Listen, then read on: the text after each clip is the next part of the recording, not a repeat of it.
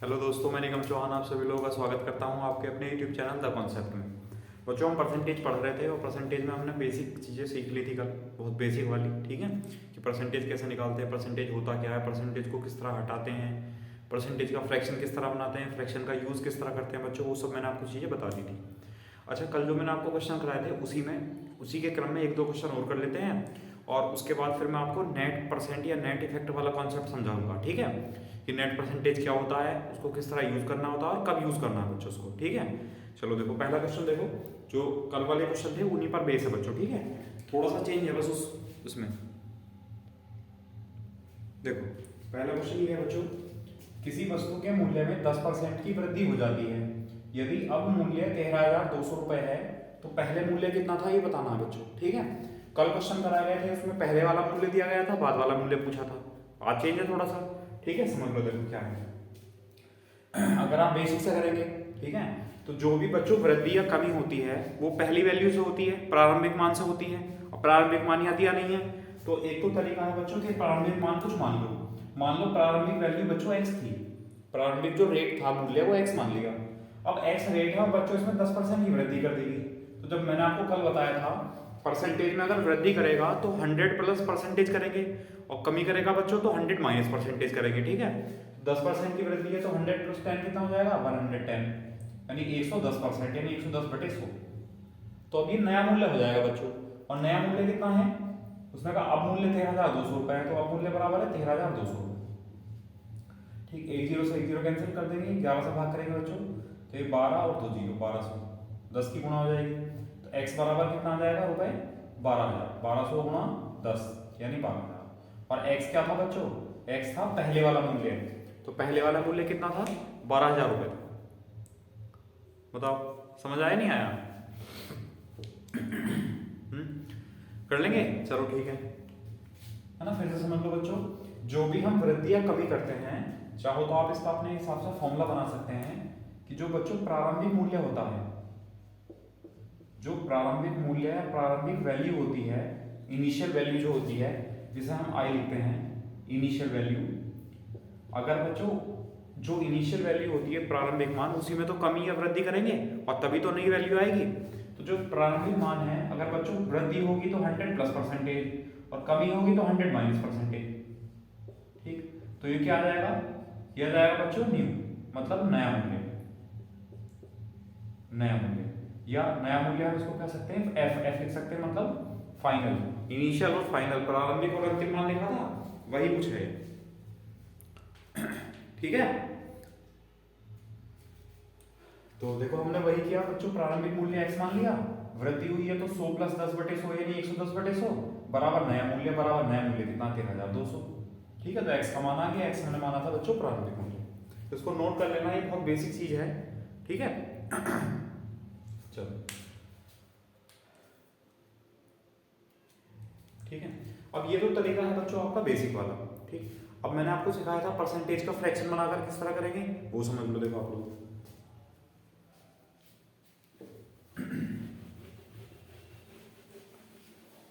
भाई परसेंटेज है बच्चों कितना 10%, तो 10% का फ्रैक्शन कितना हुआ, 10% का फ्रैक्शन हुआ 1/10। यहाँ पर 10 क्या है बच्चों, इनिशियल वैल्यू यानी प्रारंभिक मान 10, और वृद्धि हो रही है प्लस 10 प्लस 1 11, तो ये हुआ बच्चों फाइनल, ये अंतिम मूल्य हुआ, प्रारंभिक मूल्य इनिशियल और अंतिम मूल्य फाइनल। ठीक, फिर हमसे कहा गया बच्चों कि अब मूल्य 13,200 है।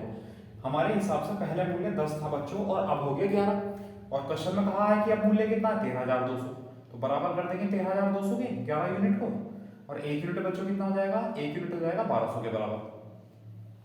क्या पूछा है, पहले वाला मूल्य, पहले मूल्य कितना था 10 यूनिट, तो 1 यूनिट 1200 के बराबर है बच्चों, तो 10 यूनिट कितने के बराबर होगा, 10 यूनिट होगा 12,000 रुपए के बराबर।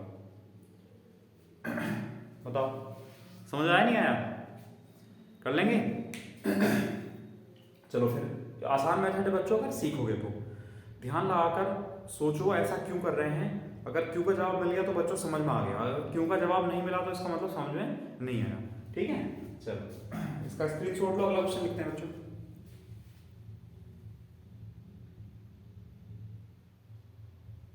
ठीक है, देखो इसी तरह का बच्चों दूसरा क्वेश्चन है कि किसी वस्तु के मूल्य में 20% कमी हो जाती है बच्चों, और अब मूल्य 7200 है, तो पहले वाला मूल्य कितना था। ठीक है, अगर हम बेसिक सा करेंगे बच्चों तो प्रारंभिक मूल्य नहीं पता, प्रारंभिक मूल्य हमने x मान लिया। ठीक है, जो प्रारंभिक मूल्य है उसी में वृद्धि या कमी करेंगे तभी तो नया मूल्य आएगा, और नया मूल्य कितना है बच्चों 7200, पुराने मूल्य में 20% की कमी की गई। जब 20% की बच्चों कमी हो गई है तो अब रेट कितना रह गया होगा, अब मूल्य कितना रह गया होगा 80%, यानी 100 माइनस 20। तो बच्चों पहले वाले मूल्य का अगर हम 80% निकाल देंगे तो ये नया मूल्य आ जाएगा, और नया मूल्य कितना है 7200 है, तो बराबर लिख दिया 7200। एक जीरो से एक जीरो कैंसिल हो गया, 8 से भाग करेंगे बच्चों, 8 में 72 और 2 जीरो, 900 गुणा 10 कितना हो जाएगा 9000, और x क्या था बच्चों पहले वाला मूल्य, तो पहले वाला मूल्य कितना था 9000, ये आंसर है। बताओ समझ आया नहीं आया? अच्छा, अगर आप लोग रेशियो वाले मेथड से कर रहे हैं तो रेशियो वाले मेथड से समझ लेंगे। देखो 20% है बच्चों, तो 20% का फ्रैक्शन कितना हुआ, तो 20% का फ्रैक्शन हुआ 1/5, और कमी है तो माइनस। ठीक है, आप बता सकते हैं ये 5 क्या है, तो आप लोग बताएंगे कि बच्चों कि सर ये 5 है इनिशियल वैल्यू, इनिशियल वैल्यू है 5, तो फाइनल वैल्यू कितनी होगी भाई, 5 में से 1 की कमी कर देंगे तो फाइनल वैल्यू कितनी हो जाएगी 4, प्रारंभिक और अंतिम मान दोनों मिल गए हैं। ठीक है, अच्छा अब उसने कहा है कि अब मूल्य 7200 है भाई, मतलब अब का मतलब है बच्चों कि नया मूल्य 7200 है, और हमारे हिसाब से कितना है 4 यूनिट, तो यहां लिख सकते हो 4 यूनिट बराबर 7200 और 1 यूनिट बराबर 1800 1872। ठीक है, और क्या पूछा पहले वाला मूल्य, पहले वाला मूल्य कितना है 5 यूनिट। ठीक, तो 1 यूनिट बच्चों 1800 के बराबर है, तो 5 यूनिट 18×5 90 यानी 9000 रुपए के बराबर, और ये पूछा है कि प्रारंभिक मूल्य कितना था, तो प्रारंभिक मूल्य कितना था भाई 9000 रुपए। बताओ समझ आया नहीं आया? तो कर लेंगे इस टाइप के। अच्छा, कल जो मैंने कराए थे उसमें इनिशियल वैल्यू दे रखी थी प्रारंभिक, आज जो मैंने क्वेश्चन कराया है इसमें फाइनल वैल्यू दे रखी है, और अगर मान लो वो वृद्धि या कमी दे दे तो, है ना, तो इनिशियल फाइनल दोनों दे दिया, अगर वो परसेंटेज में वृद्धि दे दे और रुपए में वृद्धि या कमी दे दे, ठीक है, तब क्या करेंगे, है ना। अगला क्वेश्चन उसी पर बेस है, वो देखो। देखो अगला क्वेश्चन ये है बच्चों कि किसी वस्तु के मूल्य में 25% की कमी हो जाती है, यदि मूल्य में 7500 रुपए की कमी हो जाती है तो वस्तु का मूल्य बताना है कितना है, कितना था का मतलब बच्चों इनिशियल प्रारंभिक, वो कहेगा अगर कितना है तो बच्चों फाइनल, है ना, ये चीज ध्यान रखना। चलो हम देखते हैं, 25% की कमी हुई है बच्चों, और रुपए में कितनी कमी होगी 7500 रुपए की। तो एक तो तरीका बच्चों ये है कि जो रेट है वो बच्चों 25% कम हुआ, और रेट कम कितना हो गया, परसेंटेज में कम हुआ 25, और रुपए में कितना कम हो गया बच्चों 7500 रुपए।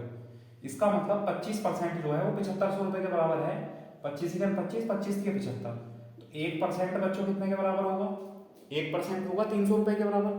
अब हमसे पूछा उसने पहले मूल्य कितना था, मतलब मूल्य वस्तु का कितना था, मतलब इनिशियल वैल्यू। किसी भी वस्तु का मूल्य जो है 100% होता है, ठीक है, मूल्य हो या कोई भी वस्तु हो अपने आप में कितने परसेंट होगी बच्चों, वो 100%। ठीक, 1% 300 के बराबर है, तो 100% निकालने के लिए 100 से गुणा कर देंगे, तो 100% बराबर हो जाएगा बच्चों 300 गुणा 100, मतलब 30,000 रुपए। ठीक है, वस्तु का मूल्य कितना था बच्चों 30,000 रुपए।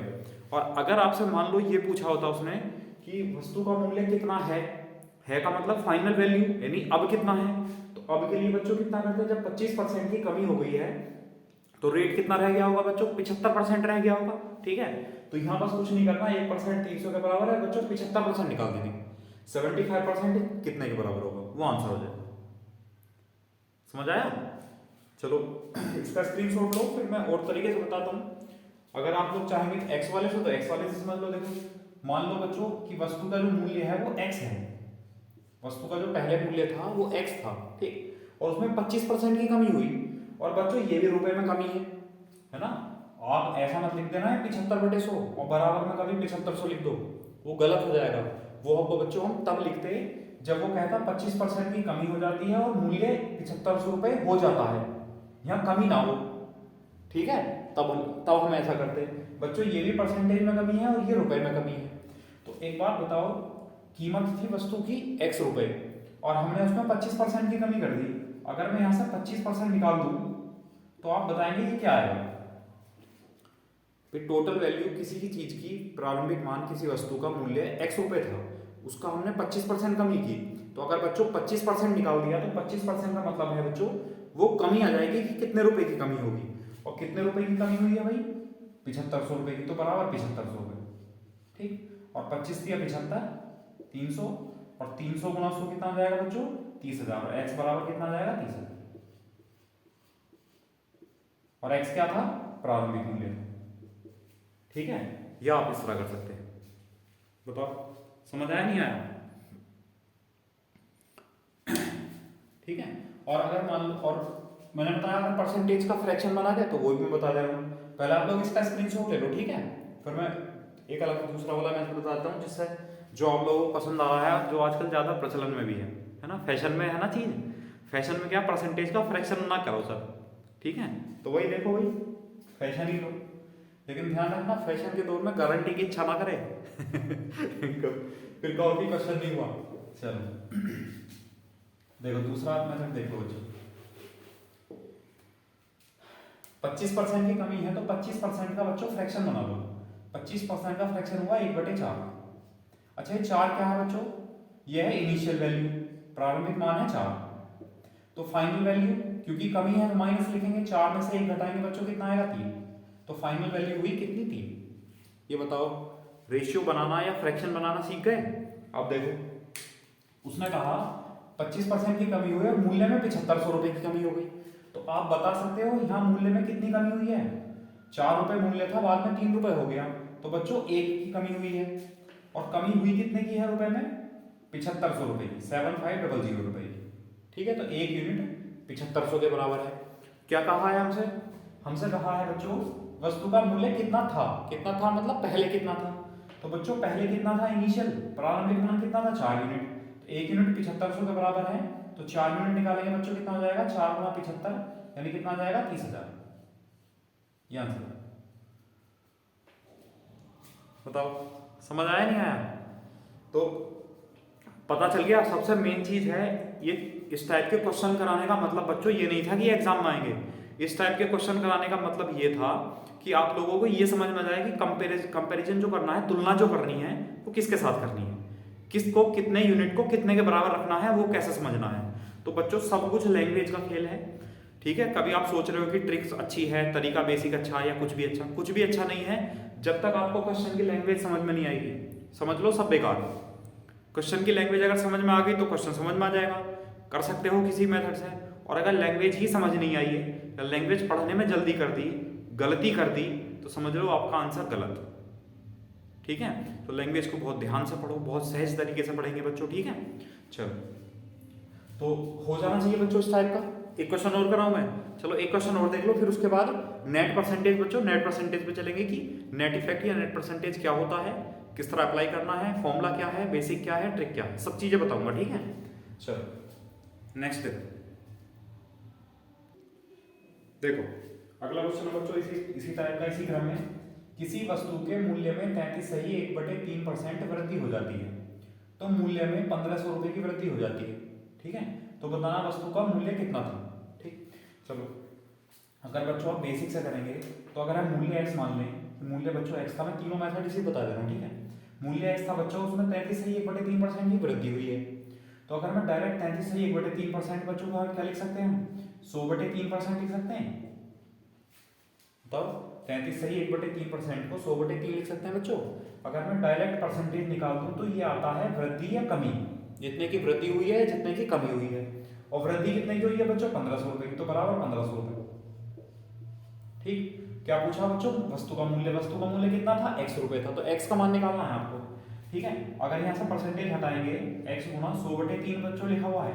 अगर मैं पहले से 300 लिख देता तो आप लोग कहते कि पता नहीं 300 क्यों लिख दिया, ठीक है। तो बच्चों जब परसेंटेज हटेगा 1/100 लिखा जाएगा, परसेंटेज हटेगा तो 1/100 बराबर 1500। 100 से 100 कैंसिल हो गया, 3 की मल्टीप्लाई हो जाएगी, तो x बराबर कितना हो जाएगा बच्चों? 4500। x बराबर कितना हो जाएगा? 4500। और x क्या था बच्चों? उसमें कहा ना मूल्य कितना था, मतलब प्रारंभिक मूल्य पूछा। बताओ समझ आया? चलो, और अगर मान लो आप लोग फ्रैक्शन से कर रहे हैं, परसेंटेज का फ्रैक्शन बना रहे हैं, तो 33 सही 1/3% जो है बच्चों, इसका जो फ्रैक्शन है वो होता है 1/3, मैंने आपको कल सिखाया था। ठीक है, और उम्मीद करता हूँ कि आप लोगों ने सीख लिया है और आप लोगों ने इसकी प्रैक्टिस भी की है। ठीक है बच्चों, अगर आप लोग ऐसा नहीं कर रहे हो तो अपना नुकसान कर रहे हो, किसी और दूसरे का नुकसान नहीं कर रहे हो। ठीक है, आपको पता चलेगा जब आपका समय निकल जाएगा और जब पता चलेगा कि पहले पढ़ लेना था। ठीक, तो इसलिए अभी से जुट जाओ तैयारी में। अच्छी वैकेंसी आ रही हैं, आने वाले समय में वैकेंसी आने वाली हैं। ठीक है, तो चलो मेहनत करो, सफल हो जाओगे जरूर। ठीक है, मेहनत करोगे, टाइम लग सकता है बच्चों, टाइम जरूर लग सकता है, सफलता के लिए टाइम लग सकता है, लेकिन बच्चों सफल आप जरूर हो जाएंगे, ये पक्की गारंटी है अगर आप लोग मेहनत से पढ़ते हैं तो। जो बताया गया है अगर उस कार्य को करते हैं, उस वर्क को करते हैं, कंप्लीट करते हैं और अपनी जिम्मेदारी से करते हैं तो बिल्कुल आप 100% सफल हो जाएंगे। ठीक है, और वरना तो देख लो, सोचो, अपने खुद से प्रश्न करो, क्या आप लायक हो? बताओ भाई, 10 वैकेंसी हैं बच्चों और 10 लाख फॉर्म भरा गया है, तो क्या 10 वैकेंसी में से 10 लाख में से 10 जो व्यक्ति हैं, क्या आप उनमें आने के लायक हैं? क्या इतनी मेहनत की है आपने जो आप 10 में आ सकते हो? समझ गए? खुद आंसर मिल जाएगा बच्चों कि क्या ऐसा है या ऐसा नहीं है। ठीक है, तो सब कुछ छोड़ो, भूल जाओ दुनियादारी, बस बच्चों फोकस करो अपनी स्टडी पर, फोकस करो अपने एम पर, ये बहुत जरूरी है। ठीक है, चलो, और मैं बता रहा हूँ, मैं आपको पूरी तरीके से हेल्प करूंगा, जो भी मुझसे हो सकता होगा वो मैं बच्चों आपके लिए करूंगा। ठीक है, पूरा अर्थमेटिक पढ़ाऊंगा, पूरा एडवांस पढ़ाऊंगा, फिर प्रैक्टिस सीट सॉल्व करूंगा, नया बैच स्टार्ट करूंगा, कुछ चीज़ें मॉडिफाई करूंगा, बाकी सब कुछ होगा बिल्कुल। कुछ भी ऐसा नहीं है कि मैं फ्री पढ़ा रहा हूँ तो छोड़ूंगा, है ना, ऐसा कुछ नहीं है बिल्कुल भी। आप नोट कर सकते हो, आप नोटबुक में उठा के देख सकते हो कि कितने क्वेश्चन आप अटेम्प्ट कर पा रहे हो, प्रैक्टिस सीट में कितने क्वेश्चन आप कर पा रहे हो और पहले कितने कर पा रहे थे, कंपैरिजन आप खुद कर सकते हैं। ठीक है, चलो बच्चों, 33 से 1/3% का फ्रैक्शन कितना है? 1/3। अच्छा, ये 3 क्या है बच्चों? ये है इनिशियल वैल्यू, प्रारंभिक मान। तो प्रारंभिक मान है 3 बच्चों, और 1 की वृद्धि हुई है तो 3 और 1 कितना हो गया? 4। ये कौन सा हो गया? फाइनल। तो मूल्य बच्चों 3 से 4 हो गया। ठीक, उसने कहा 1500 की वृद्धि हो गई। आप बता सकते हो कितने यूनिट की वृद्धि हुई? भाई 3 से 4 हो गया मूल्य, तो हमारे हिसाब से 1 यूनिट की वृद्धि हुई, जबकि वृद्धि कितने की हुई है रुपए में? 1500 रुपए की। तो 1 यूनिट जो है वो 1500 रुपए के बराबर है। क्या पूछा है हमसे? पूछा है वस्तु का मूल्य कितना था, तो वस्तु का मूल्य कितना था बच्चों? 3 यूनिट था। 3 यूनिट का मान निकालना है, तो 1 यूनिट 1500 के बराबर है, तो 3 यूनिट 15 दिया 45, यानी 4500 रुपए। वस्तु का मूल्य कितना था? 4500 रुपए। इस तरह कर सकते हैं। ठीक है, तो हो जाना चाहिए। अगर आप डायरेक्ट करेंगे, एक्स नहीं मान रहे हैं, तो बच्चों क्या करना पड़ेगा? 100/3% बराबर 1500 रुपए, 1% निकाल देंगे, फिर 100% निकाल देंगे, आंसर हो जाएगा। ठीक है, चलो, तो अब बच्चों नेट इफेक्ट या नेट परसेंटेज का जो कॉन्सेप्ट है उसको समझते हैं, है ना, ध्यान से देखो।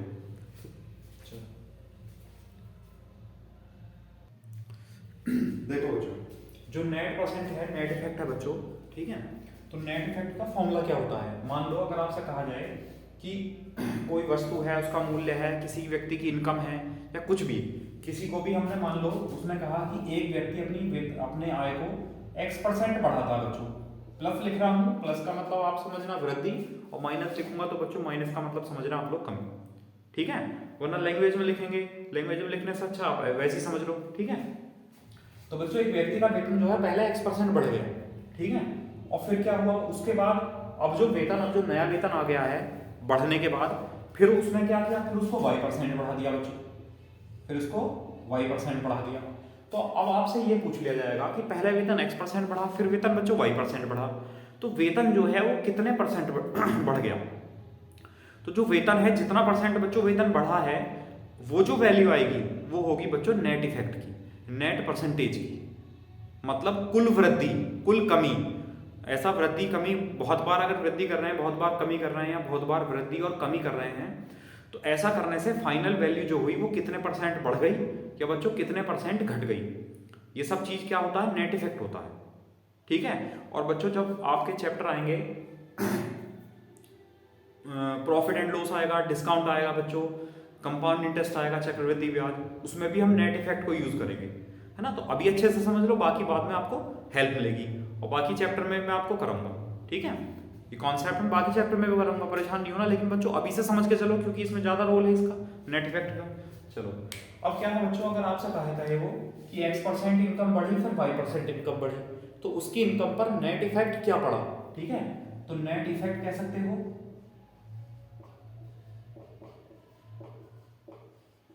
नेट इफेक्ट कह सकते हो, या नेट परसेंटेज कह सकते हो बच्चों कि नेट परसेंट, ठीक है। तो ये क्या है, देखो ये है बच्चों x plus Y plus X Y upon 100, x plus Y plus X Y upon 100 बच्चों ये क्या है, नेट इफेक्ट है, ये नेट परसेंटेज है, ठीक है। अब इसको यूज किस तरह करना है बच्चों, अच्छा अगर कमी आ गई तो क्या करेंगे, तो कुछ नहीं करना आपको, बस केवल और केवल यही फॉर्मूला याद रखना है, ठीक है। और ऐसा नहीं है कि बच्चों ये फॉर्मूला याद नहीं होगा तो क्वेश्चन नहीं होगा, और भी तरीके बताऊंगा, परसेंटेज का फ्रैक्शन बना के सिखाऊंगा, तो जो तरीका आपको समझ आए वो करो बस, ठीक है। अब बच्चों मेथड इसलिए बताने पड़ते हैं, मैं आपको पहले ही बता चुका हूं, मेथड इसलिए बताने पड़ते हैं ज्यादा कि आप लोगों ने पहले किस मेथड से पढ़ा रखा है। किसी ने पढ़ा रखा होगा x plus Y plus X Y upon 100 से, किसी ने पढ़ा रखा होगा परसेंटेज का फ्रैक्शन बनाकर, ठीक है, किसने 100 प्लस वाले से पढ़ा रखा होगा। तो बच्चों अगर मैं आपको मान लो ये बताऊं केवल, तो जिसने 100 प्लस वाले से और रेशियो से पढ़ा रखा है उसको लगेगा यार ये तो हमें तरीका बदलना पड़ेगा। तो आप तरीका मत बदलो, मेरी मानो तो आप तरीका मत बदलो, जो भी तरीका आपने सीखा है, जिस तरीके को आपने टाइम दिया है आप उसको यूज करो, उसको इंप्रूव करो, ठीक है, कि किस तरह और क्वेश्चन में कैसे अप्लाई होगा, ठीक। और अगर मान लो आपने कुछ नहीं सीखा है तब ठीक है, अगर आपने कुछ भी नहीं सीखा तब बहुत बढ़िया है, तब आप कोई सा भी मेथड अपना सकते हो और फिर उसी को लेकर चलना बच्चों। बार बार मेथड बदलोगे आपका टाइम वेस्ट होगा, कुछ नहीं होने वाला, समझ गए। और एक ही मेथड की बस प्रैक्टिस ज्यादा कर लो, ठीक, जितनी ज्यादा प्रैक्टिस करेंगे एक ही मेथड की उतना ज्यादा बढ़िया रहेगा। तो चलो ये समझ आया।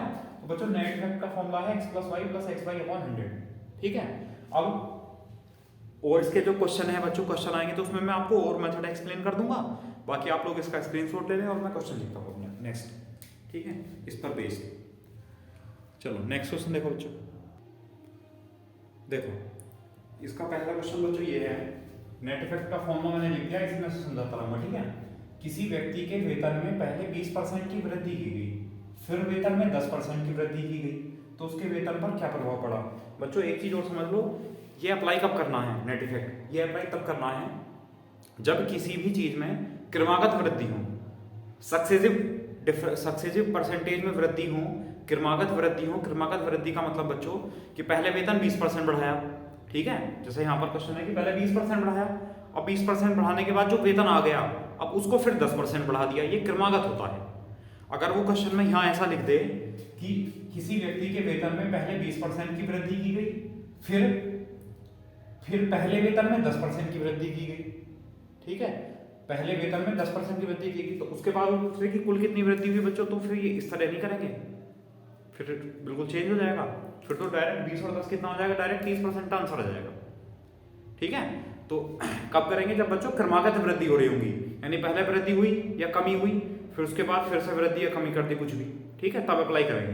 देखो समझ लो, अगर बच्चों हम इसका यूज करेंगे नेट इफेक्ट का, तो देखो नेट परसेंटेज यानी नेट इफेक्ट क्या पड़ा, पहले वृद्धि है 20% की, फिर वृद्धि है 10% की, प्लस 20 गुणा 10/100। देखो x plus Y plus X Y upon 100, 2 zero से बच्चों 2 जीरो कैंसिल हो गए, ठीक, 20 और 10 कितना हुआ 30 और प्लस 2, चलो अगले लाइन में लिख लेते हैं, कोई दिक्कत नहीं है, 2 गुणा 1 बच्चों 2, और 30 प्लस 2 बच्चों कितना आया 32, और ये कैसा आया है, ये प्लस का है या माइनस का है, ये प्लस का है, तो बच्चों प्लस का है तो इसका मतलब क्या हो गया 32% की वृद्धि होगी। इसमें पूछा है ना कि उसके वेतन पर क्या प्रभाव पड़ा, तो एक ऑप्शन में हो सकता है 32% की वृद्धि हो, एक ऑप्शन में हो सकता है 32% की कमी हो, ठीक है।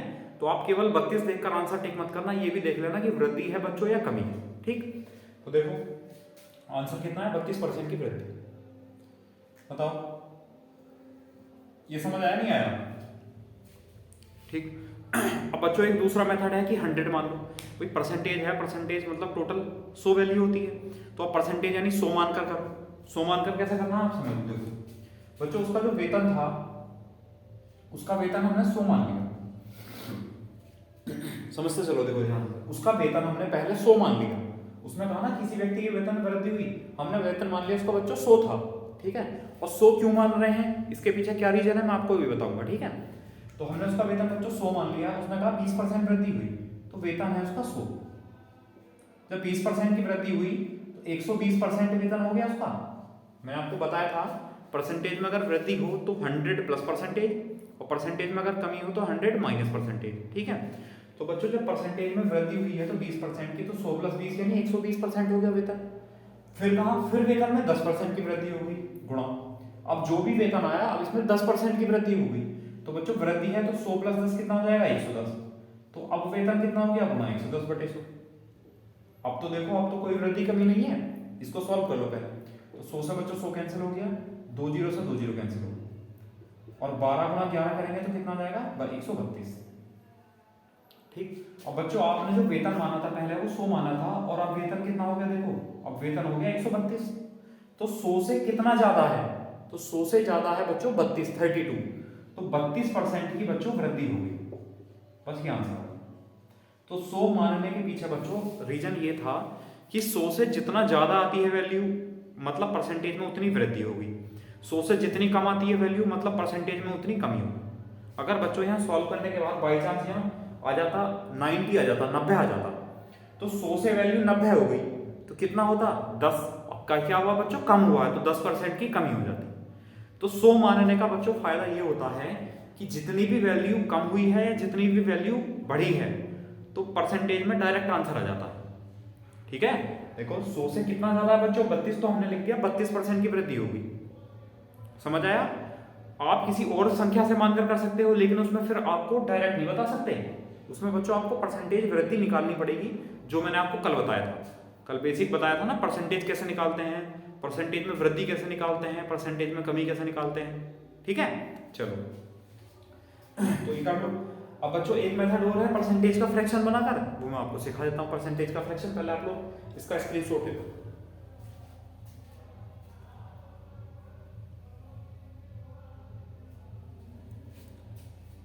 ठीक है, चलो देखो आप करके देखना, या मैं बताऊँ आपको कुछ और वैल्यू मानकर। चलो कुछ और वैल्यू मान लेते हैं बच्चों। देखो जैसे इसको हटा दें, जैसे हमने अभी 100 माना था यहाँ, ठीक है, यहाँ हमने 100 माना था, कुछ भी मान लो जो आपकी मर्जी करे। मान लो आपने 200 मान लिया कि उसका जो प्रारंभिक वेतन था वो उसका प्रारंभिक वेतन 200 था।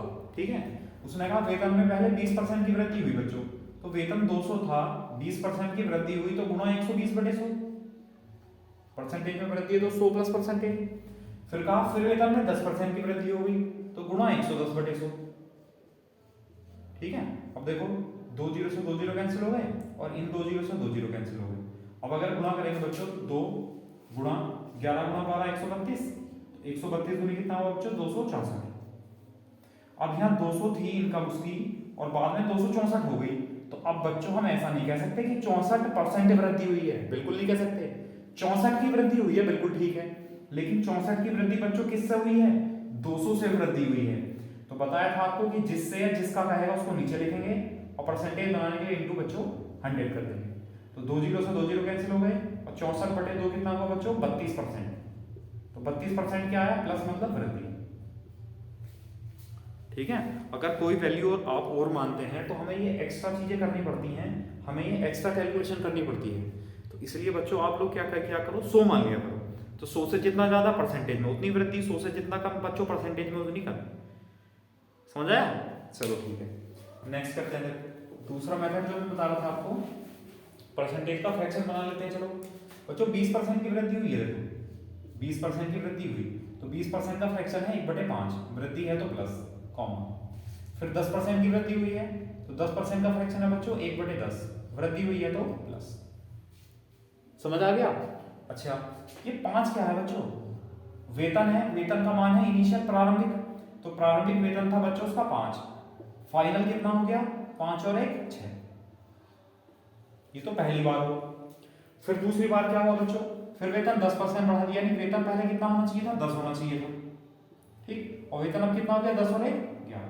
अब आप लोग एक बात बताओ मुझे, यहाँ पर क्रमागत वृद्धि तो हुई है, इसका मतलब है कि पहले वेतन उसका 5 था, 5 से 6 हो गया, अब 6 से आगे को बढ़ेगा, अब 6 से आगे को बढ़ेगा। इसका मतलब ये जो 10 यूनिट है इसकी वैल्यू कितनी है बच्चों, 6 होनी चाहिए। ठीक है, मतलब इस 10 यूनिट को कहाँ लेके चलेंगे, 6 में लेके चलेंगे। तो 10 यूनिट को 6 में लेके चलेंगे तो मतलब एक तरह से क्रमागत आ गया क्रम। पहले इससे ये हुआ, फिर इससे इसको इसमें लेके फिर ये हो गया, वृद्धि या कमी जो भी। तो इस कंडीशन में बच्चों इनकी गुणा करेंगे, इनकी गुणा कर लेंगे, मल्टीप्लाई। ठीक, 5 गुणा 10 कितना हुआ बच्चों 50, और 6 गुणा 11 कितना हुआ 66। मतलब उसकी जो पहला उसका जो वेतन था बच्चों, पहले उसका वेतन कितना था, पहले उसका वेतन 50 था, ठीक है, और अब बाद में कितना हो गया बच्चों 66। ठीक, अब आप बता सकते हो उसके वेतन में वृद्धि हुई है कमी हुई है, तो बता सकते हैं बिल्कुल। वेतन में कितनी कमी वृद्धि हुई है बच्चों, वेतन में 16 की वृद्धि हुई है, वेतन में 16 की वृद्धि हुई है। और वृद्धि हुई किससे है, 50 से ही तो बढ़ी है वैल्यू, इनकम जो है 50 से ही तो बढ़ी है, तो किससे वृद्धि हुई है बच्चों 50 से, परसेंटेज बनाने के लिए इंटू 100। ठीक है, तो 50 से 2 बार कैंसिल और 16 दूनी 32, और प्लस है मतलब बच्चों वृद्धि हुई है तो प्लस लिख दिया हमने, 32% की वृद्धि। अगर परसेंटेज का फ्रैक्शन बनाकर करेंगे तो बच्चों ये तरीका, जब भी क्रमागत कहेगा ना कि जरूरी नहीं है 2% कहे, 3%, 4%, कितना भी बढ़ा सकता है क्रमागत में, तो ठीक है। जब भी बच्चों क्रमागत कहेगा तो क्रमागत में हम इस तरह इधर राइट की गुणा राइट में कर देंगे, लेफ्ट की गुणा लेफ्ट में कर देंगे। ठीक है, मतलब इनिशियल की गुणा इनिशियल से कर देंगे, फाइनल की गुणा फाइनल से कर देंगे, और अपना वृद्धि या कमी जो भी है उसको निकाल सकते हैं। बताओ समझ आया, कर लेंगे फिर। अब देखो मैं आपको बच्चों 2 मेथड लेके चलूंगा, या तो आप 100 वाला लेके चलेंगे या इस तरह वाला लेके चलेंगे। ठीक है, बार बार ज़्यादा मेथड बताने से अच्छा बच्चों आप लोग अप्लाई करो। नहीं समझ में आता है तो कमेंट करके बताओ सर ये समझ नहीं आया, इसको इस मेथड से बता दो, मैं बिल्कुल मेथड से बताऊंगा बच्चों, जो आप कहेंगे बिल्कुल उस मेथड से बताऊंगा। ठीक है, चलो इसका स्क्रीनशॉट लो, फिर अगला क्वेश्चन लिखते हैं।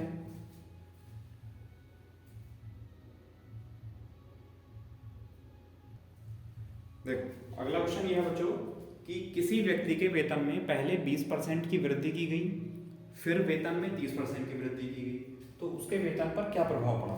तो बच्चों एक तरीका है, आप 100 मान लो कि उसका वेतन था 100, गुणा 20% की वृद्धि हुई बच्चों कितना हो गया 120/100, फिर 30% की वृद्धि हुई तो बच्चों कितना हो गया 130/100। ठीक, 2 0 से 2 0 कैंसिल हो गए, 2 0 से 2 0 कैंसिल हो गए, 12 गुना 13 कितना है बच्चों 156। ठीक है, और वैल्यू हमने मानी थी 100, उसका वेतन 100 माना था, 100 से कितना हो गया बच्चों 156 हो गया, तो वृद्धि हुई है कमी, 100 से ज्यादा है बच्चों, कितना ज्यादा है 100 से 56 ज्यादा है, तो 56% की वृद्धि हो गई, ये बच्चों आंसर। उसका वेतन जो है 56% बढ़ गया। बताओ समझ आया। चलो फिर बच्चों परसेंटेज का फ्रैक्शन बना लो, कोई 20% का फ्रैक्शन है बच्चों 1/5, ऐसा आपको बार बार लिखने की जरूरत नहीं है। 30% का फ्रैक्शन कितना होगा बच्चों 3/10, जरूरी नहीं है आप ये लिखो, आप डायरेक्ट कर दो कि 1/5 से 5 से 6 हो गया। ठीक है, तो वो बच्चों आपके ऊपर है, आपकी क्षमता के ऊपर है, इनिशियल और फाइनल।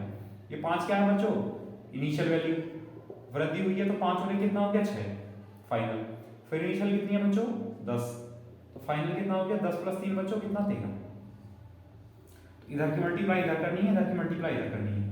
और बच्चों देखो आप ऐसा भी कर सकते हो, अगर इधर की लाइन में से कोई नंबर इधर की लाइन का कोई नंबर डिवाइड होता है तो आप भाग कर सकते हो, मतलब 2 × 5 = 10, 2 × 3 = 6 बिल्कुल कर सकते हो बच्चों।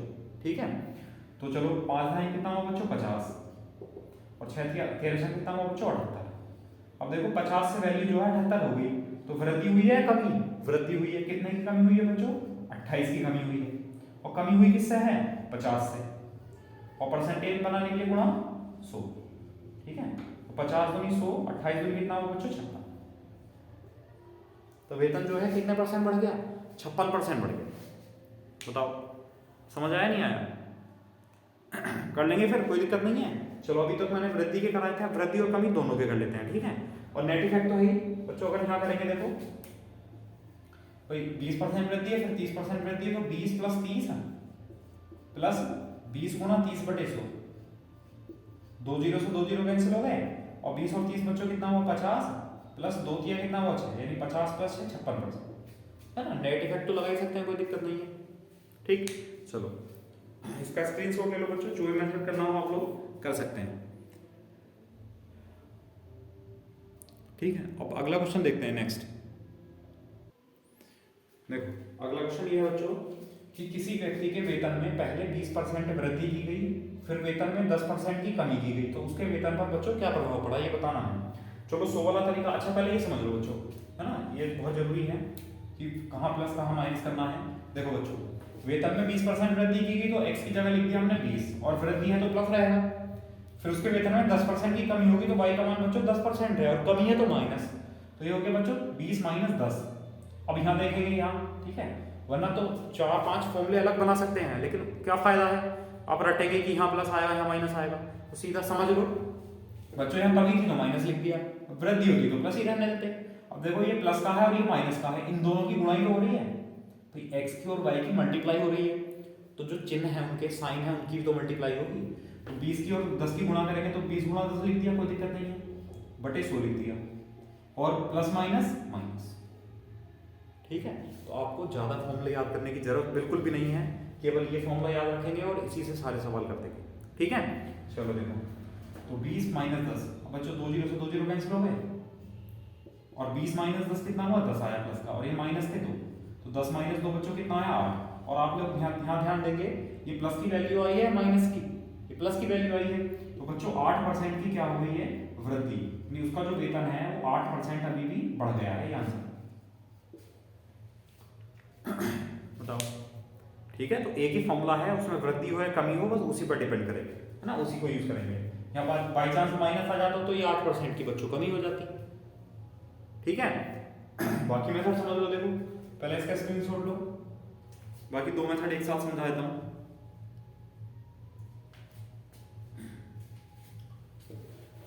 देखो समझ लो, क्या बच्चों अगर 100 मान लेगा कि उसका जो वेतन था 100 था, ठीक है, उसने कहा पहले 20% की वृद्धि हुई है बच्चों, तो 120% लिख सकते हैं, 120 बटे 100। फिर उसने कहा वेतन में 10% की कमी हो गई है, तो जब 10% की कमी हो गई तो वेतन बच्चों 90% हो गया, तो गुणा 90 बटे 100। ठीक है, अब सोल्व कर लो, देखो 2 जीरो से 2 जीरो कैंसिल हो गए और इन 2 जीरो से 2 जीरो कैंसिल हो गए, 12 गुणा 9 यहाँ लिख लेते हैं, चलो बच्चों 12 गुणा 9 बच्चों कितना हुआ, 108 हुआ। अब आप लोग बता सकते हो कि वैल्यू हमने 100 मानी थी और 100 से वैल्यू अब कितनी आ गई है, यानी वेतन हमने 100 माना था और वेतन अब कितना आ गया बच्चों, 108 आ गया है। तो मैंने आपको बताया था कि 100 से जितनी ज्यादा वैल्यू होगी उतनी वृद्धि हो जाएगी, 100 से जितनी कम होगी उतनी कमी हो जाएगी। तो कितनी वृद्धि होगी बच्चों, 8, 8% की क्या हो गई है वृद्धि उसके वेतन, ये आंसर। ठीक है, बताओ 100 वाला तरीका समझ आया।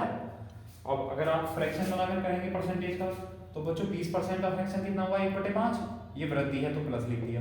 अच्छा 10% का फ्रैक्शन कितना हुआ, 1/10, ये कमी है तो माइनस लिख दिया। अब ये 5 क्या होगा भाई, 5 होगा इनिशियल वैल्यू, प्रारंभिक मान 5, तो फाइनल वैल्यू कितनी हो जाएगी, 5 और 1 6, फाइनल अंतिम वेतन हो जाएगा बच्चों 6। फिर इनिशियल वैल्यू कितनी हो जाएगी बच्चों 10, तो फाइनल वैल्यू कितनी होगी, 10 माइनस 1 यानी 9।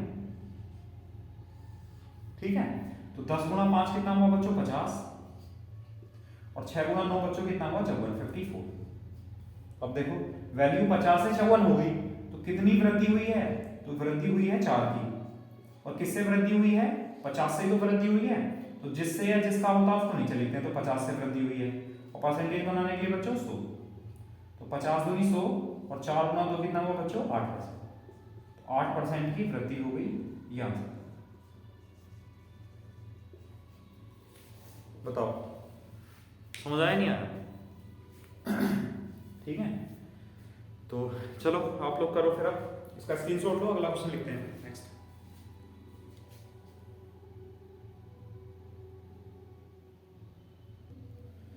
देखो अगला क्वेश्चन बच्चों ये है कि किसी व्यक्ति के वेतन में पहले 20% की वृद्धि की गई और फिर वेतन में बच्चों 20% की कमी की गई, तो उसके वेतन पर क्या प्रभाव पड़ा।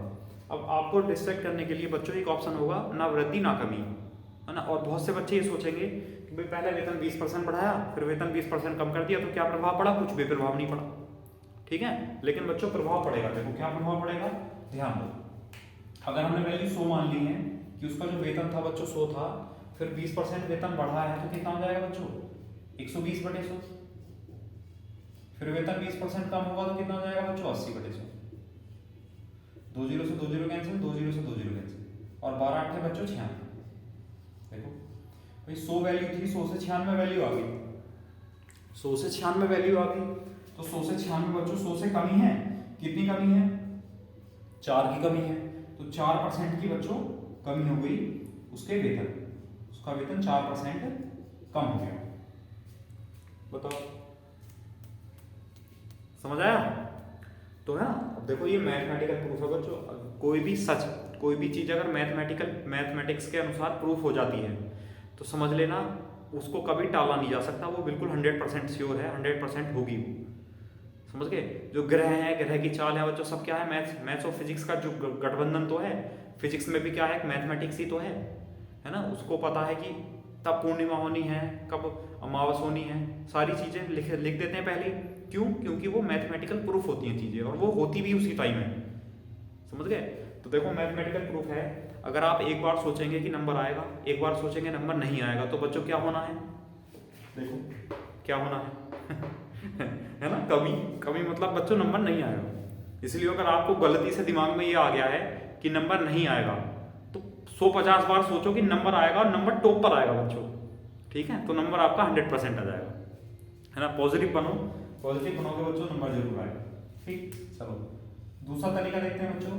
कोई 20% की वृद्धि है तो 20% का फ्रैक्शन हो गया 1/5, वृद्धि है तो प्लस। 20% की कमी है तो 20% का फ्रैक्शन हो गया 1/5, कमी है तो माइनस। अब बच्चों ये 5 क्या है? 5 होगा इनिशियल वैल्यू। ठीक, तो फाइनल वैल्यू कितनी हो जाएगी? 5 + 1 यानी बच्चों 6। फिर ये 5 क्या हो जाएगा? इनिशियल वैल्यू, प्रारंभिक मान, और फाइनल वैल्यू 5 - 1 कितना हो जाएगा बच्चों? 4। अब इधर की गुणा इधर करेंगे तो 5 × 5 कितना हो जाएगा? 25। इधर की मल्टीप्लाई इधर करेंगे तो 6 × 4 कितना हो जाएगा बच्चों? 24। अब आप लोग बताएंगे कि वैल्यू जो है वेतन जो है 25 से 24 हो गया, तो वेतन में वृद्धि हुई है या कमी हुई है? कमी हुई है। कितने की कमी हुई है बच्चों? 1 की कमी हुई है। और किससे कमी हुई है? 25 से। और परसेंटेज बनाने के लिए गुणा 100, तो 25 से भाग करेंगे कितना आएगा? 4%। तो बच्चों 4% की क्या होगी? कमी। ठीक है? अच्छा, कमी आई है तो उसको एक बार हम नेट इफेक्ट से और करवा देते हैं, क्योंकि कमी वाला ऐसा कोई क्वेश्चन मैंने कराया नहीं है। समझ लो बच्चों, 20% की वृद्धि है तो प्लस का 20 हो गया, फिर 20% की कमी है तो माइनस का 20 हो गया, प्लस माइनस माइनस 20 × 20/100। 2 0 से 2 0 कैंसिल हो गए। ठीक है, 20 - 20 ये तो कैंसिल हो गया, तो बच्चों कितना आया? माइनस के 2 दूनी 4। और मैंने आपको बताया था माइनस अगर आता है बच्चों तो माइनस का मतलब है कमी हुई है वहां पर। तो कितने की कमी हुई बच्चों? 4 की, मतलब परसेंटेज में कितना होगा? 4%। तो 4% की क्या हो गई है? उसके वेतन में कमी हो गई। आंसर बताओ, समझ आया नहीं आया? कर लेंगे आप लोग? चलो बहुत अच्छी बात है बच्चों। अब एक अगला कॉन्सेप्ट सीखते हैं, बहुत अच्छा कॉन्सेप्ट है। ठीक है, अगला कॉन्सेप्ट है बच्चों कि मूल्य, रेट। ठीक है, मूल्य का जो कॉन्सेप्ट है उससे बहुत सारे क्वेश्चन, बहुत सारे चैप्टर में काम आएंगे। मूल्य का जो कॉन्सेप्ट है ना, वो कॉन्सेप्ट क्या है, कब हम गुणा करते हैं। ऐसे ही गुणा नहीं कर देते हम, कहीं भी आया और परसेंटेज का फ्रैक्शन बनाया और गुणा कर डाली, है ना। परसेंटेज का फ्रैक्शन का आया, बराबर कर डाला। बच्चों समझो क्यों बराबर कर रहे हैं, क्यों गुणा कर रहे हैं, ये चीज़ समझनी जरूरी है। जहां भी क्रमागत ऑर्डर में कहेगा तो क्रमागत ऑर्डर में आप यहाँ देखो, तो क्रमागत ऑर्डर में चल रहा तो गुणा हो रही है, तो बच्चों यहाँ भी गुणा हो जाएगी। तो सारे के सारे कॉन्सेप्ट बने बेसिक से हैं। अगर बेसिक नहीं आता, बेसिक नहीं होता तो बच्चों ट्रिक कहाँ से बनती? ठीक है, चलो आगे बढ़ते हैं फिर। तो उम्मीद है कि आप लोग इस टाइप के क्वेश्चन कर लेंगे, इसमें कोई दिक्कत नहीं है आपको। ठीक है, चलो ठीक है। ठीक है, अब देखो, अच्छा पहले मूल्य से पहले, मूल्य के कॉन्सेप्ट से पहले बच्चों एक चीज समझ लो पहले आप लोग, कि जैसे मान लो इस क्वेश्चन इस तरह का हो, इस तरह लिखा हो कि एक व्यक्ति है ए, ठीक है, जो ए का मान है बच्चों, ए का मान 20 से 20% अधिक है, 20 से 20% अधिक है, तो बी का मान ए से कितने प्रतिशत कम होगा, कितने प्रतिशत कम होगा। ठीक है, पहले इसे समझ लो। देखो बच्चों समझ लो पहले एक बार, फिर क्वेश्चन समझो। ए का मान जो है वो बी से 20% अधिक है, तो बी का मान ए से कितने परसेंट कम है। ठीक है, अब आप ऐसा करो, उसने कहा बच्चों ए का मान बी से अधिक है और परसेंटेज में अधिक है, किससे? बी से। तो आप ऐसा करो,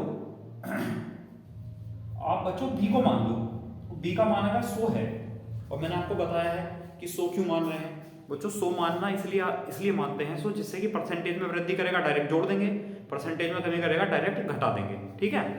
तो उसने कहा ए का मान जो है बी से 20% अधिक है, तो बी का मान अगर 100 है तो 100 से 20% अधिक यानी 120। ये किसका मान होगा बच्चों? ये ए का मान होगा, ठीक है। अब उसने कहा तो बी का मान ए से कितने परसेंट कम है? आप लोग बताओ, क्या बच्चों बी का मान कम है? बिल्कुल कम है। बी का मान कितना कम है बच्चों? बी का मान 20 कम है, तो 20 लिख दिया। अब बी का मान जो है कम किससे है? ए से ही तो कम है, मतलब 100 जो है वो 20 किससे कम है? 120 से ही तो कम है। तो बताया था जिससे या जिसका कहेगा उसको नीचे लिखेंगे, 120 को नीचे लिखेंगे, और परसेंटेज के लिए बच्चों इनटू 100, ठीक है। 20 से 6 बार कैंसिल, और 2 दिया 6, 2 से 50। तो बच्चों आंसर कितना आया?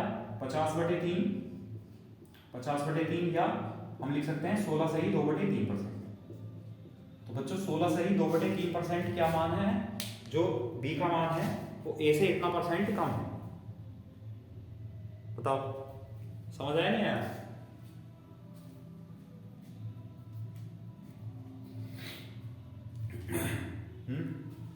बताओ समझ आया? कर लेंगे। चलो एक क्वेश्चन और लिखते हैं इसी टाइप का, ठीक है, फिर उसके बाद वहां क्रम पर जाएंगे, ठीक है। अब देखो अगला क्वेश्चन देखो बच्चों, ए का मान बी से 25% कम है, तो बी का मान ए से कितना परसेंट अधिक होगा? तो आप लोग क्या करेंगे, ए का मान बी से 25% कम है बच्चों, फ्रैक्शन से भी कर सकते हैं, मैंने आपको पहला ऑप्शन फ्रैक्शन से नहीं बताया है, फ्रैक्शन से भी कर सकते हैं। जहां पर 120 और 100 आ गया था ना, वही बच्चों आप उसको ही बना लो, पहले वाले क्वेश्चन को बता रहा हूँ, 20 पंजे 100, 20 छंगे 120, तो आप 6:5 से भी कर सकते हैं, कोई दिक्कत नहीं है, ठीक है। परसेंटेज का बच्चों कोई परसेंटेज आप रेशियो से निकालो या परसेंटेज एग्जैक्ट वैल्यू से निकालो, कोई फर्क नहीं पड़ता परसेंटेज पर, समझ गए। अगर आप 120 और 100 लेकर आंसर निकालेंगे या आप 6 और 5 लेकर आंसर निकालेंगे, आंसर बिल्कुल सेम आएगा।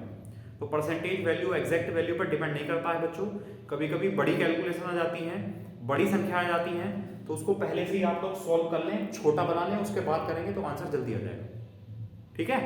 चलो इसको समझ लो। उसने कहा बच्चों ए का जो मान है वो 20 से 25% कम है। अब देखो एक बात बताओ, जिससे कम है, जिसका कम है, अगर उसकी वैल्यू नहीं पता, जिससे या जिसकी हमसे बात चल रही है, मैं कहूं कि मेरे पास जो है आपसे 100 रुपए अधिक है, और मुझे यही नहीं पता है कि आपके पास कितने रुपए हैं, तो बच्चों आप ये कैसे बता देंगे मेरे पास कितने रुपए हैं? और आपको पता है कि आपके पास 10 रुपए हैं, और मैं कहूंगा मेरे पास 10, आपसे 100 रुपए ज्यादा है, तो मेरे पास 100 + 10 यानी 110 रुपए हो गए, ठीक है। तो जिससे कहेगा उसको मान लो पहले। तो ए का मान जो है 20 से 25% कम है, तो बी से कम है बच्चों, तो बी को अगर हम 100 मान लें तो 100 से 25% कम कितना हो गया? 75। ये ए का मान हो गया। चाहो तो आप रेशियो बना लो, चलो रेशियो बना लेते हैं बच्चों, 25 या 75 और 25 होगा 100, ठीक है। या पहले से ही बना सकते हो, 25% का फ्रैक्शन 1/4 है, उससे बता दूंगा। तो उसने पूछा बच्चों बी का मान ए से कितना परसेंट अधिक है, तो देखना बी का मान ज्यादा है, बी का मान ज्यादा है, तो बी का मान कितना ज्यादा है? 1 ज्यादा है। और किससे ज्यादा है बच्चों? 3 से ही तो ज्यादा है, तो 3 से, और परसेंटेज बनाने के लिए गुणा, तो बच्चों आंसर कितना है? 100/3 यानी 33 सही 1/3, 33 सही 1/3% बच्चों बी का मान ए से अधिक हो। बताओ समझ आया नहीं आया? ठीक है। और अगर आप लोग यहाँ रेशियो बना रहे होते 25% का बच्चों, 25% का फ्रैक्शन होता है 1/4, ये इनिशियल वैल्यू है। इनिशियल वैल्यू का मतलब ऐसा मत समझ लेना कि ए पहला आया तो ए का मान होगा, नहीं, बिल्कुल भी नहीं बच्चों। बी से कहा है उसने, तो बी से 25% अधिक, तो ये बच्चों बी का मान होगा, ठीक। और 25% कम है तो 4 से 1 कम कितना हो गया? 3 हो गया, देखो 3 4 आ गया रेशियो, और वही करेगा बिल्कुल। समझ आया? कर लेंगे, कोई दिक्कत नहीं है, ठीक है। चलो फिर वो कॉन्सेप्ट जो बच्चों को समझ लेते हैं, फिर क्या देखो समझ लो बच्चों। देखो जैसे कि मान लो रेट क्या है, मूल्य क्या है। जैसे कि मान लो आप देखते होंगे, आप बाजार जाते होंगे या ठेले वाला आपके घर आता होगा, घर के सामने से गुजरता होगा घर नहीं आता होगा, घर के सामने से गुजरता होगा, वो बोलता है कि आलू ले लो, गोभी ले लो, है ना, बोलता है। और आप क्या कहते हो कि भाई क्या रेट है, कैसे दी आलू, गोभी कैसे दी? तो वो क्या कहेगा बोले 10 को दिया आलू, क्या कहेगा कि 10 को दिया आलू। 10 कू का क्या मतलब है बच्चों, ये कुई में तो छुपा है, इस कू में तो रेट छुपा है ना। तो 10 कू का मतलब है बच्चों, वो ऐसा थोड़ी ना कहेगा कि सर या भाई साहब आलू 10 रुपए प्रति किलोग्राम दिए हैं, है ना, ऐसा थोड़ी ना कहेगा। लेकिन 10 कू का मतलब बच्चों क्या हो गया, 10 रुपए प्रति किलोग्राम। ठीक है, तो ये समझना। तो बच्चों मूल्य जो है रेट, मूल्य, तो मूल्य बच्चों लिखा जाता है रुपए प्रति किलोग्राम। ठीक है, या किलोग्राम की जगह बच्चों वस्तु की संख्या भी हो सकती है। ठीक, तो हम किसी भी चीज का मूल्य कैसा लिखते हैं, रुपए बटे वस्तु या रुपए प्रति किलोग्राम। जैसे कि आपने पूछा कि भैया केले कैसे दिए हैं, क्या रेट है, तो केले को वो किलो में थोड़ी ना बताएगा, केले को दर्जन में बताएगा। वैसे किलो में बिकते हैं कहीं कहीं, ठीक है। तो वो कहेगा कि केले दिए हैं 40 रुपए दर्जन, इसका मतलब है 40 रुपए के एक दर्जन, एक दर्जन मतलब 12। समझ आया। तो बच्चों जो रेट है यानी मूल्य है वो रुपए बटे वस्तु करके लिखा जाता है। ठीक है, अब ये जो रुपए है बच्चों, इस रुपए को हम क्या, एक बात बताओ, जब आप पैसे खर्च करोगे तो पैसे खर्च रुपए में तो करोगे, रुपए में करोगे, आने वाले समय में डॉलर में करोगे, है ना।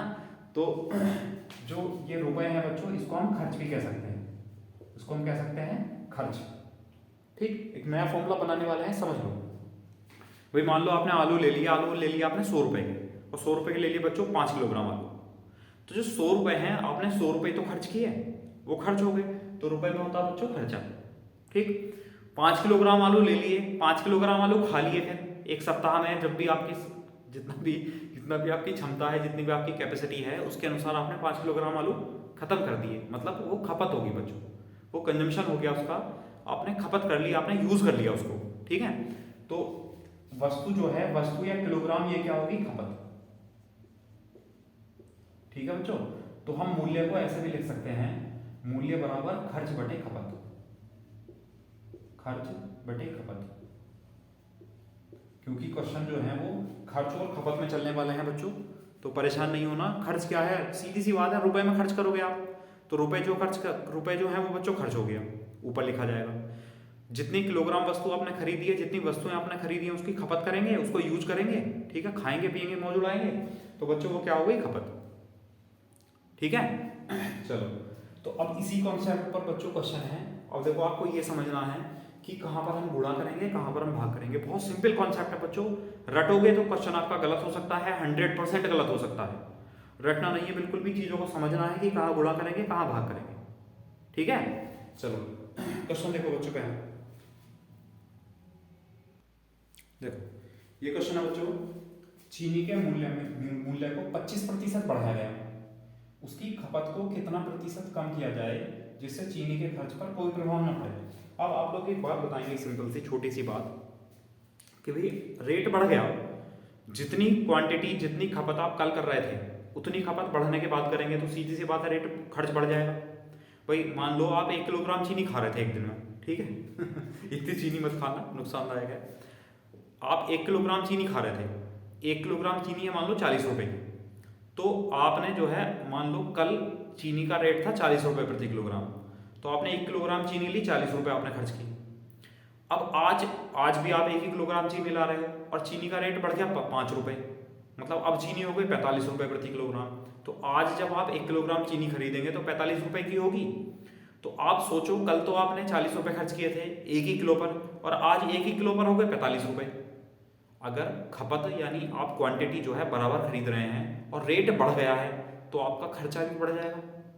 ठीक है, अब अगर आपको खर्चा बराबर बनाए रखना है, मतलब आप ये सोचो कि 40 रुपए, ऐसा समझ लो बच्चों कि आपके पास 40 रुपए थे, कल आप चीनी ले आए 1 किलोग्राम की, 1 किलोग्राम चीनी खरीद लाए, आज भी आप घर से 40 रुपए लेकर गए, एक्स्ट्रा रुपए लेकर ही नहीं गए, 40 रुपए लेकर गए, कोई फोन पे कोई गूगल पे नहीं। ठीक है, वहां जाकर दुकानदार से पूछा चीनी का रेट, तो आप कहेंगे, वो कहेगा 45 रुपए प्रति किलोग्राम। तो आप क्या कहोगे उससे, आप कहोगे 1 किलोग्राम चीनी दे दो, आप कहोगे भैया ऐसा करो 40 रुपए की चीनी दे दो।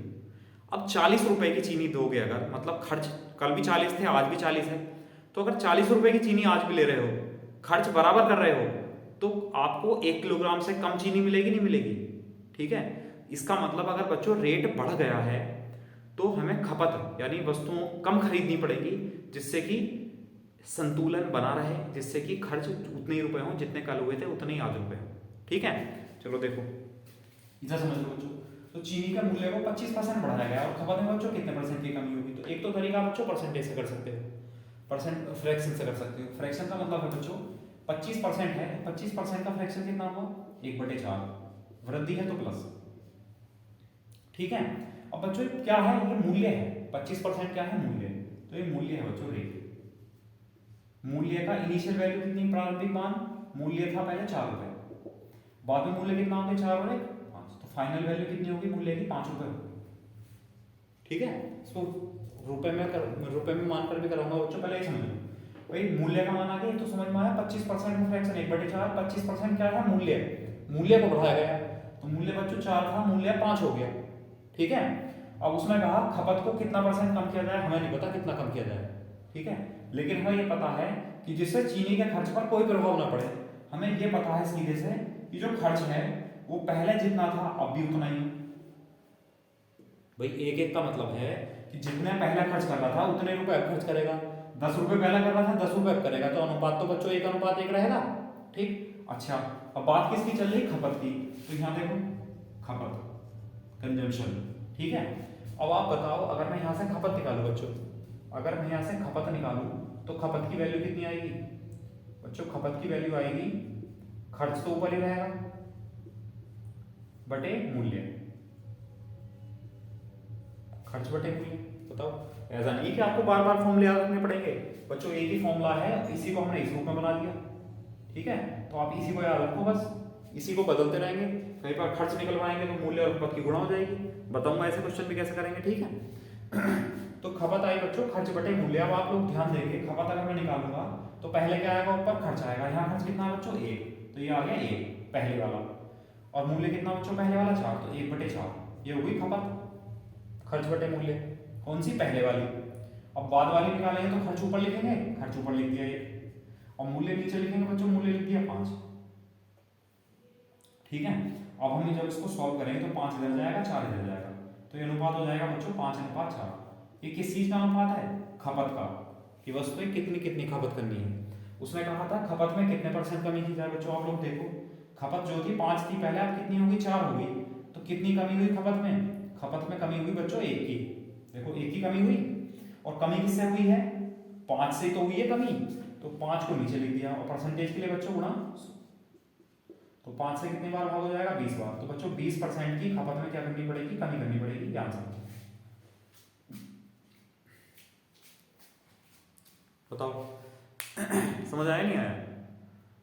बहुत अच्छे से बच्चों, बहुत सिंपल तरीके से मैंने आपको कॉन्सेप्ट समझाया है, ध्यानपूर्वक समझेंगे बहुत अच्छे समझ में आएगा, है ना। हो सकता है आप लोगों ने पहले क्वेश्चन इस टाइप के ना किए हों, आप लोगों को दिक्कत आ रही होगी ऐसे क्वेश्चन कहाँ आते हैं बच्चों। तो ये बहुत बेसिक चीज़ें हैं, ऐसे क्वेश्चन 100% आते हैं।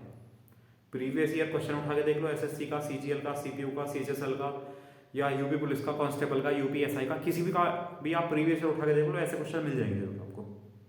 ठीक है, और मैं आपको पहले बता दिया है कि मैं किसी एग्जाम पर्पज से नहीं पढ़ा रहा हूँ कि ये सीजीएल में आएगा केवल, ये सीपीओ में आएगा या यूपी पुलिस में आएगा। मैं एक जनरल कंपटीशन के बारे में पढ़ा रहा हूँ बच्चों आपको।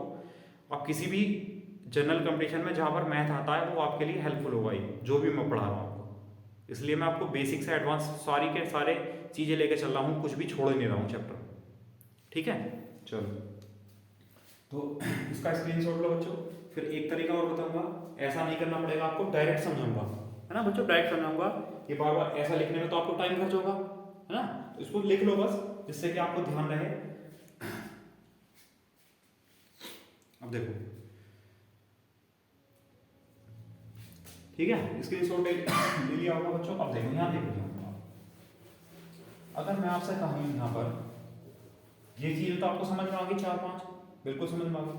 अब मैं कहूँ बच्चों आपसे, अगर यहाँ ध्यान दो देखो बोर्ड पर, अगर मैं कहूँ आपसे कि आप कल भी उतना ही खर्च कर रहे थे, उतने रुपए खर्च कर रहे थे, आज भी उतने रुपए खर्च कर रहे हैं, ठीक है, तो एक बात बताओ, जब खर्च बराबर है बच्चों, आप बराबर रुपए लेकर गए हैं, जितने रुपए कल लेकर गए थे इतने रुपए आपके पास आज हैं, तो रेट अगर बढ़ गया है, अगर रेट बच्चों रेट अगर बढ़ गया है तो वस्तुएं कम खरीदोगे, ठीक है, और बच्चों अगर रेट घट गया है तो वस्तु ज्यादा खरीद पाओगे।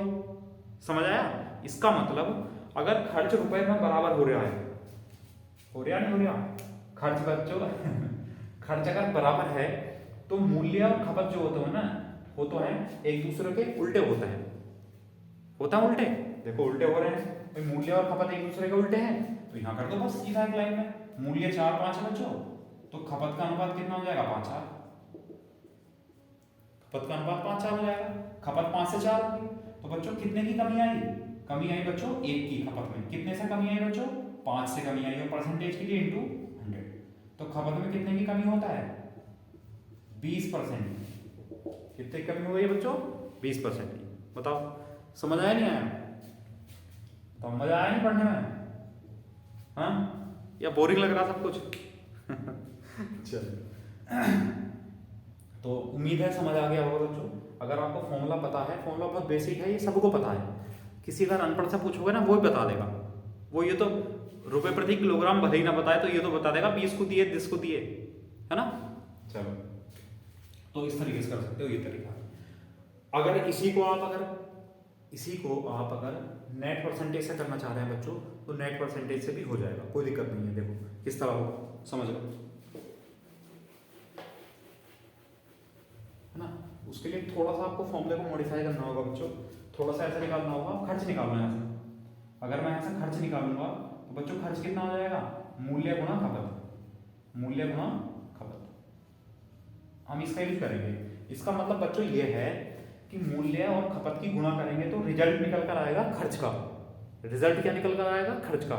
इसका मतलब आपको ये समझना है कि जो नेट इफेक्ट है ये खर्च पर लगेगा, समझ गए। ये मूल्य खपत पर नहीं लग रहा, ये खर्च पर निकलेगा, ये रिजल्ट पर निकलेगा। जैसे कि आपने अभी देखा होगा कि वेतन पहले 20% बढ़ा, फिर वेतन 30% बढ़ गया, तो वेतन कितना हो गया? डायरेक्ट 156 हो गया था, मतलब 56% बढ़ गया था। तो वेतन पर लगा था वो, मतलब जो टोटल वैल्यू होती है, जो रिजल्टेंट वैल्यू होती है उस पर लगता है। जैसे कि तो यहाँ रिजल्ट क्या आया बच्चों? खर्च आया। रिजल्ट मूल्य की और खपत की गुणा करी तो खर्च आया, तो एक खर्च से संबंधित है। आप समझ लो क्या है बच्चों। यहाँ समझो, देखो उसने कहा चीनी के मूल्य में 25% बढ़ाया गया। मूल्य को कितना बढ़ाया गया बच्चों? 25%, ठीक है। फिर उसने कहा खपत को कितना कम किया जाए। हमें नहीं पता भैया खपत को कितना कम किया जाए, हमने मान लिया वहां X% कम किया जाए खपत को, मान लिया। तो उसने कहा खर्च पर कोई प्रभाव ना पड़े। खर्च मतलब जितना पहले था खर्च उतना ही रहे, ठीक है। अब देखो खर्च पर कोई प्रभाव ना पड़े मतलब बच्चों एक बात बताओ, कोई प्रभाव ना पड़े मतलब 0% इफेक्ट पड़े। 0% तो आएगा। अब देखो इसको हमें ऐसे लेके चलना है, x मतलब मान लिया मूल्य को, मतलब ये दोनों जो वैल्यू है ये होती हैं। तो मूल्य बच्चों 25% रहती है तो प्लस का 25 आ गया। y को हमने क्या मान रखा? खपत मतलब x% की कमी है तो माइनस x आ गया। अब आप कहोगे x की जगह y है, y की जगह x है, तो बच्चों कोई परेशानी नहीं है। आप तो कुछ भी मान लो, इसको a मान लो, चलो x y का झंझट ही खत्म, लो a मान लिया, ठीक है। तो एक खर्च है एक खपत है, फिर प्लस माइनस माइनस कितना आ जाएगा बच्चों? 25/100। अब ये क्या आया? ये आया बच्चों खर्च। भाई इन दोनों को गुणा करके, इन दोनों को देखो गुणा कब होती है, मैंने आपको बताया था जहां पर क्रमागत चीजें होती हैं सक्सेसिव, वहां पर गुणा होती है। तो देखो ये क्रमागत, जब गुणा है तभी तो क्रमागत होंगी ये। तो क्रमागत में हम ये तो लगाते हैं और ये रिजल्ट आता है। तो उसने कहा खर्च पर कोई प्रभाव ना पड़े। खर्च पर कोई प्रभाव ना पड़े मतलब 0% बराबर 0, ठीक है। अब सोल्व कर लो, 25 से 4 बार कैंसिल हो गया बच्चों। इस 25 को इधर ले जाओ तो माइनस का आ गया 25 बराबर माइनस का a और माइनस के a/4। तो माइनस के 25 बराबर 4 × 4 और कितना हो बच्चों? 5। तो माइनस के 5 a/4। माइनस से माइनस कैंसिल हो गया, 5 × 5 = 25 हो गया बच्चों, और 4 × 5 = 20। तो a का मान कितना आया? 20। और a क्या था बच्चों? a था खपत में कमी। तो कितने % कमी करनी पड़ेगी भाई? 20% की कमी करनी पड़ेगी, ठीक है। तो नेट परसेंटेज से बच्चों इस तरह निकाल सकते हैं। बताओ समझ आया नहीं आया? मेहनत वसूल हो रही है हमारी, नहीं हो रही? हाँ, क्या सब कुछ हवा में ऊपर, इलेक्ट्रॉन प्रोटॉन सब उड़ गए हैं? चलो ठीक है बच्चों, फिर करो एक क्वेश्चन और कराते हैं, फिर कल कराएंगे, ठीक है। चलो अगला क्वेश्चन लिख लो बच्चों, देखो इसका स्क्रीनशॉट ले लो पहले, ठीक है। अगला क्वेश्चन बच्चों ये है, देखो चीनी के मूल्य को 30% बढ़ाया गया, उसकी खपत को कितने % कम किया जाए जिससे कि चीनी के खर्च पर कोई प्रभाव न हो। बिल्कुल पहले का क्वेश्चन है। और हाँ बच्चों एक तरीके से और कर सकते हैं, इसको हम 100 मानकर और कर सकते हैं, समझ गए? 100 मानकर और हो जाएगा। अगर किसी बच्चों को पूछना हो तो कमेंट कर देना, मैं बता दूंगा आपको, ठीक है। बाकी वरना ये मेथड सफिशिएंट है आपके लिए। चलो समझ लो बच्चों। तो हम वही करा रहे हैं आपको रेशियो बनाकर बच्चों। 30% का फ्रैक्शन हुआ 3/10, बढ़ाया गया मतलब प्लस। ठीक है, अब ये 10 क्या है बच्चों? 10 है इनिशियल वैल्यू, तो फाइनल वैल्यू कितनी होगी? 10 + 3 13 है। ठीक है, अच्छा ये 10 और 13 किसके मान है बच्चों? ये मूल्य की बात चल रही है, तो ये रेट है, मूल्य है। मूल्य है मतलब रेट है, 10 से 13 हो गया। और मैंने आपको बताया था, उसने कहा चीनी के खर्च पर कोई प्रभाव ना पड़े बच्चों। अगर खर्च बराबर है तो मूल्य और खपत एक दूसरे के उल्टे होते हैं। इसका मतलब मूल्य का अनुपात 10-13 है, तो खपत का अनुपात कितना होना चाहिए? फिर खपत का अनुपात होना चाहिए बच्चों 13-10। ठीक है, उसने कहा खपत में कितनी कमी करनी चाहिए, तो बच्चों खपत कितनी हो जाएगी? 13 से 10 हो जाएगी, तो कितनी कम हो जाएगी? 3 कम हो जाएगी। किससे कम हो जाएगी बच्चों? 3, 13 से तो कम होगी 3, तो 13 से, और परसेंटेज के लिए गुणा, तो कितना है बच्चों ये? 300/13%। इसको सॉल्व कर लेंगे थोड़ा सा भाई। 13 दूनी 26, 4 बचा, 13 3 39, 1/13।